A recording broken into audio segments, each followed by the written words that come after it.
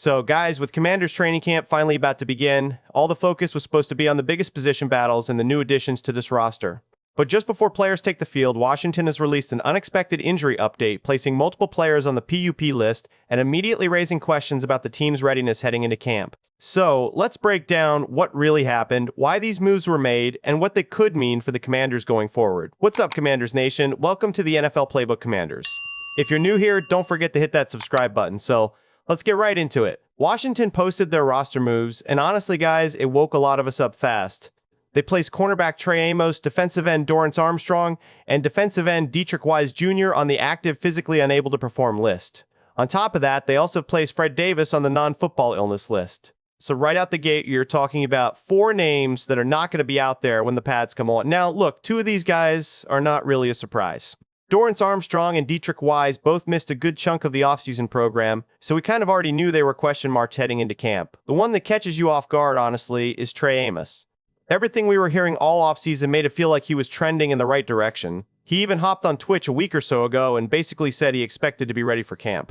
So, when this news dropped, I get why folks are a little rattled. But here's the thing, guys, and I say this every single time a player talks about his own health, you can never fully trust it. Players are wired to tell you they are fine, even when they clearly are not. I mean, think back to that whole situation with Deatrich years ago.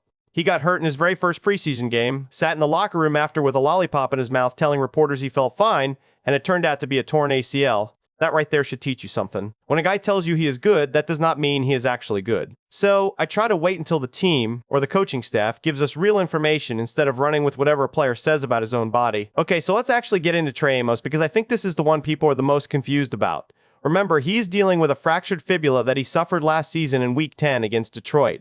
Now, here's something worth knowing. If this is fractured rather than a clean break, it actually takes longer to heal naturally. And from what's being reported, Trey Amos decided against surgery altogether. If that is accurate, it honestly explains a lot. A clean break can be surgically realigned and healed up pretty quickly. A fracture that you let heal on its own takes patience, and there is no shortcut for that. So, think about it this way. An injury from back in November still not fully cleared going into late July, that lines up perfectly if he chose to let his body heal naturally instead of going under the knife. And look, that is his choice to make. It is easy for us as fans sitting on our couch to say he should have just had the surgery, but we are not the ones going through that procedure. If he felt comfortable letting it heal organically, that is completely within his rights. And here is another point worth mentioning, guys. There is a difference between a guy telling you he decided against surgery on his own and a guy who had surgery and then needed a second procedure because something went wrong. That second scenario is the real red flag. Think about Malik Neighbors with the Giants when got hurt early last season, had surgery right away, and then ran into a setback that required yet another operation. That is the situation where you start genuinely worrying because now you are dealing with an uncertain and moving timeline. What we have with Trey Amos is nothing like that. He made a decision early on to let his body heal naturally, and as long as that stays the plan, there should not be any nasty surprises along the way. It might take longer than a surgical route would have, but it also comes with less risk of setbacks down the line. Now here is where my honest read comes in. I do believe him when he says he has been working out and feels good. Running, conditioning, all of that is one thing, but actually being out there cutting, stopping, starting, and eventually taking on contact once the pads go on, that is a whole different level.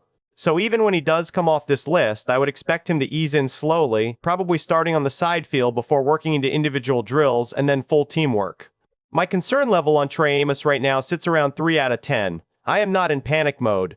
This feels like Washington simply being smart and cautious rather than something long-term and scary. We are still over a month away from real football that actually counts, so there is zero reason to rush a guy back for meaningless preseason snaps. If we get to that first preseason game and he is not even visible on the side field working with trainers, that is when I start bumping my concern up a little, maybe to a 5. But right now, 3 feels right. Now, let's shift over to Dorance Armstrong because out of these 3 names, he is the one I would keep the closest eye on. He suffered a significant injury last year against the Cowboys that required surgery, so we already expected him to open camp on this list. What worries me a bit more about him is the timeline. Compare it to Sam Cosmi, who got hurt back in January and was ready to go by week 7. Dorance Armstrong got hurt back in October, a good 3 months earlier in the calendar. You would think that extra time would put him ahead of schedule, not behind it. Now, every injury and everybody heals differently, so I'm not trying to draw a perfect apple-to-apple comparison, but it does make you pause a little. If I'm ranking these 3 guys by who gets back on the field first, I have Trey Amos at number 1, Deatrich at number 2, and Dorance Armstrong at number 3. I would not be shocked if he actually missed some regular season games early on. As for Deatrich Wise, he tore his quad last season during the Green Bay game, and I feel decent about his outlook. I think he trends toward being ready somewhere in the back half of training camp heading into the tail end of preseason. Week 1 against Philadelphia is not a guarantee for him, but I would lean toward optimistic there. Now let's talk about Fred Davis for a second, because his situation is honestly the simplest of the bunch. Being on the illness list just means he is not physically well enough right now, and we do not know exactly what that means. The rookies reported a few days ago, and he was not well enough to join them. This is a guy who genuinely has a shot at making this roster, so hopefully these extra days before the veterans report on Tuesday give him enough time to get right and get back with the team. Now here is some good news though, guys, and we need to talk about it because it kind of got buried under all this PUP list talk. Defensive tackle Tim Settle Jr. is fully cleared and expected to actually participate when the team hits the field for their very first camp practice. Remember, he came to Washington coming off season-ending foot surgery from back in December, so he was not doing anything during the offseason program. Getting him cleared and ready to roll for day 1 of camp is honestly a really solid update for this defensive line, especially with a few other names still sitting on the sideline right now. And honestly, guys, this is exactly why the cornerback depth conversation matters so much right now. Trey Amos is not just a name on an injury report, he is genuinely our best pure cover corner on this entire roster, and we simply do not have a ton of proven bodies behind him. That is a big part of why Washington is being so careful here. If something lingers or gets worse, we are suddenly relying on much thinner depth at a position where you cannot afford to be thin. This is also exactly why bringing in a veteran presence like Rasul Douglas matters so much. He gives this coaching staff a safety net, a guy who can step in and hold things down if Amos needs even more time than expected. Without a veteran option like that sitting behind him, this entire conversation would feel a whole lot scarier than it does right now. Depth at corner has been thin all offseason, and a move like that quietly takes a ton of pressure off this whole secondary. Now, let's talk about roster numbers for a second, because there is something worth clearing up here. The league allows teams to add 90 players on the offseason roster, plus a 91st spot through the International Player Pathway Program, which for Washington right now belongs to TJ Maguranyanga, so the roster limit sits at 91. Here is the wrinkle though, the team already reported signing veteran cornerback Rasul Douglas, but he has not officially shown up on the roster page yet. Add him in and you are sitting at 92, which is one too many.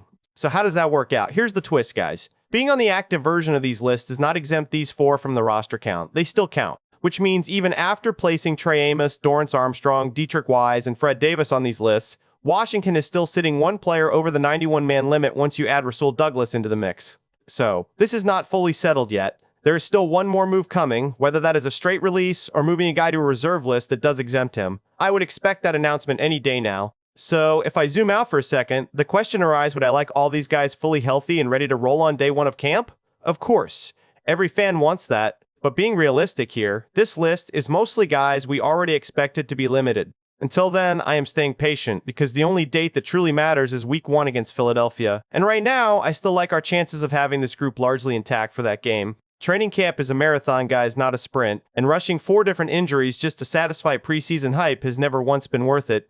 So that is where things stand heading into camp. A few names we expected, one that caught us off guard, and a roster situation that is not as messy as it first looked. If you are a worrywart, that is fine, but I am staying level-headed here. Nothing about this screams disaster to me.